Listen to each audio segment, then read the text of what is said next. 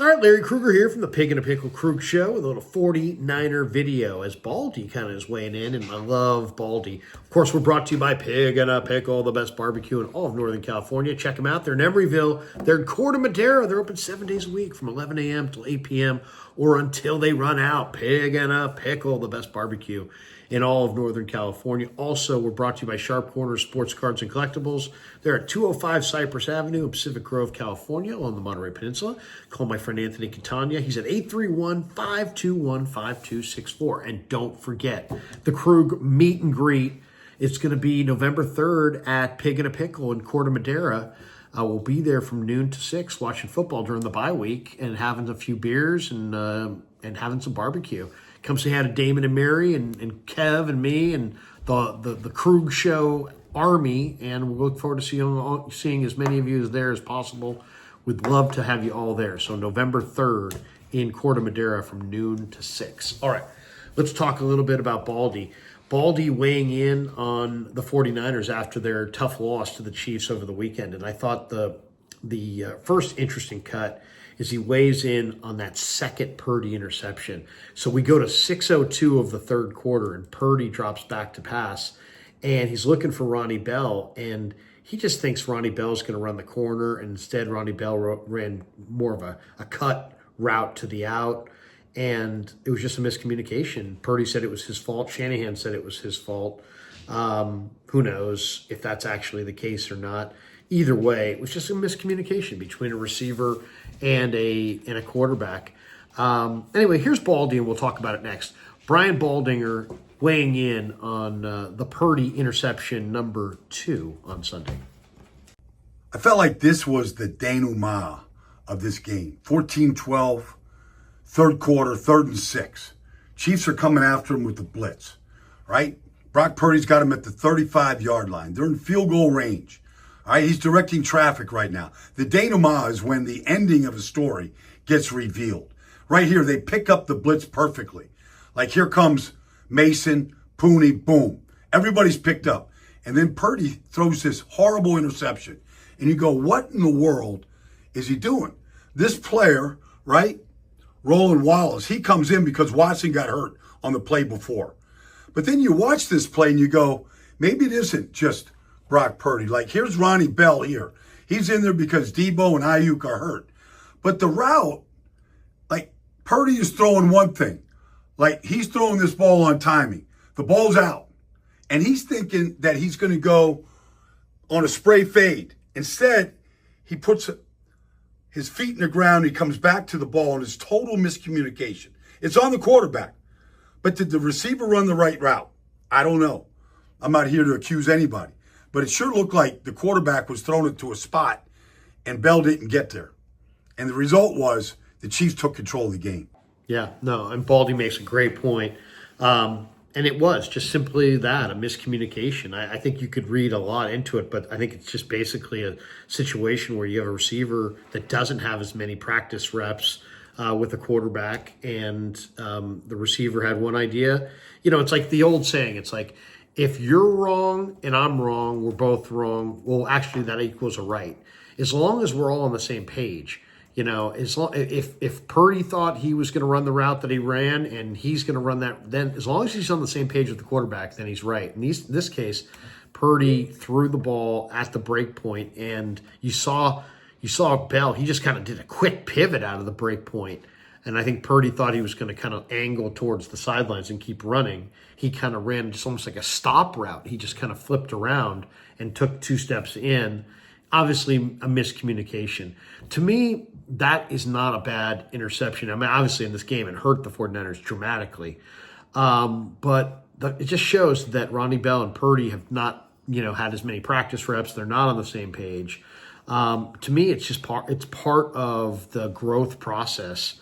I know even as painful as it is, when a quarterback is, getting in step with his receivers and in tune with his receivers, it's part of that growth process. Unfortunately, it happened in the game in this situation, and it cost the 49ers badly. But, and Brock took the blame for it, and Shanahan said it was his fault. He just misread what his receiver was going to do. And in a game like this, It's the turnovers that are burning the 49ers in these games against Kansas City. They turned it over 3 times. They got 2 turnovers. The Niners defense did a nice job. They held Mahomes down for the most part. Kelsey didn't go off. Worthy didn't go off. They defended the verticals. It was a pretty clean game. But that's a big part of it right there. And the 49ers, I think in this situation are going to have to, try to regroup and see what they have next week in Dallas. Now, the second Baldy play that we're going to play for you is, the Chiefs did an incredible job at the line of scrimmage defending the run. And, there were times where they put 8 and 9 guys in the box and just basically said, we're not letting you run, Jordan Mason. We're going to make you throw the football. And the Niners didn't adjust. Where's the play action, audible at the line of scrimmage? Let's hear from Baldy on this one. He shows you a couple clips of the ferocious Kansas City Chief run defense. When you're 3-4, there's a lot of blame. There's a lot of problems all the way around. Injuries, all right, interceptions, all that stuff. But they can't gain a yard. This is 2nd and 2 early in this game. All right, now they had no way to control McDuffie right here. He wasn't blocked by a receiver. All right, now he forces Mason back inside, and there's Leo Chenal and the big linebackers. That's 2nd and 2. Now, here you go. Here's 3rd and 1 right here. Like, you talk about selling out. Look where the Chiefs are. They don't believe they're going to play action pass or do anything right here, but hand it off. And look at the penetration they get, and here comes Leo Chenal. All right? Nobody blocks him from the backside. Look, it's a 9-man box. It's a goal line defense right here. They're cheating up. Like they are selling out to stop the run. You get an I formation all you want. But right here, they don't have enough blockers to defeat everybody up front. And Chenal takes them down, and they punt. It shows up time and time again. You watch right here. This is 3rd and 1. It's a 14-3 game with 27 seconds to go. And here's McDuffie. Like, takes down Mason. They got to kick the field goal right now. Like, it keeps showing up here late in the game. But here's this play right here. You can't account for McDuffie. There he is. McDuffie takes down Mason. And then late in the game right here, this is 2nd and 3 at the 3.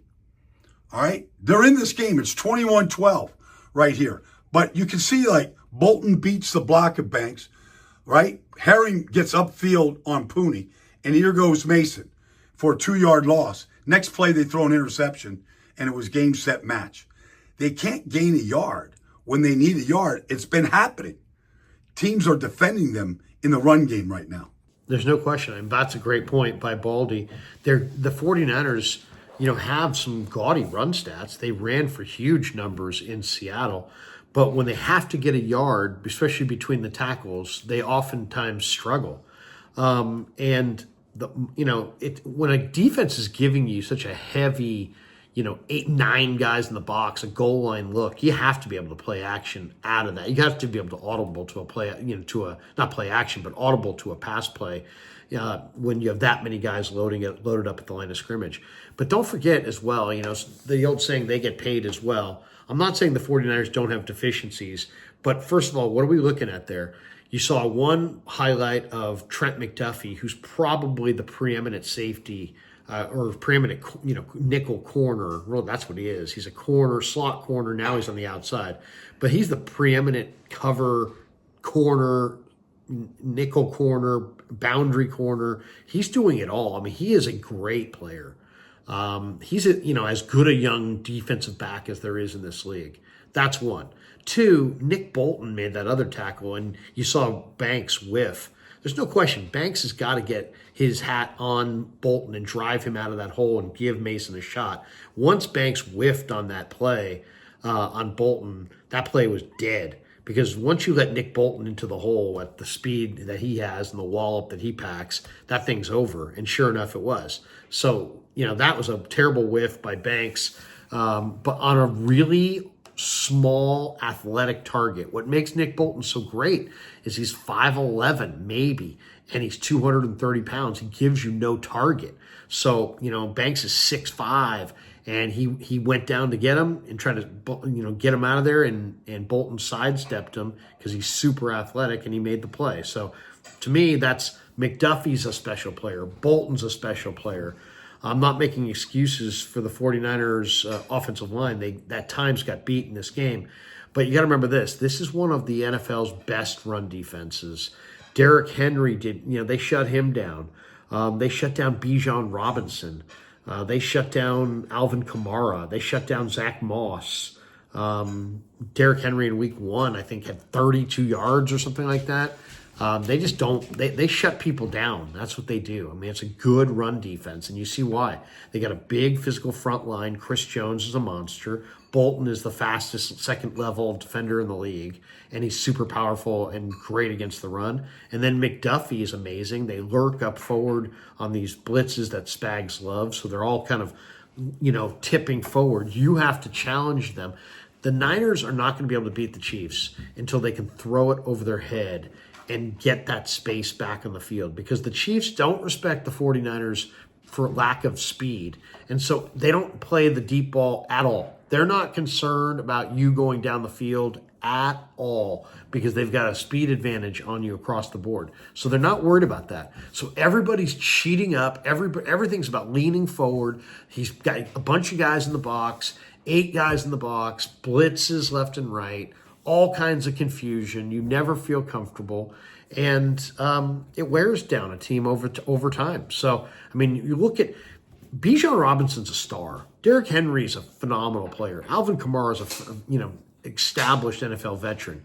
These guys, all have different styles, and yet they're all some of the NFL's most accomplished backs. They all got shut down by Kansas City. So what, Jordan Mason was going to rumble all over these guys? Jordan Mason is not as good as those guys. So it's not a surprise that Kansas City's run D owned this game.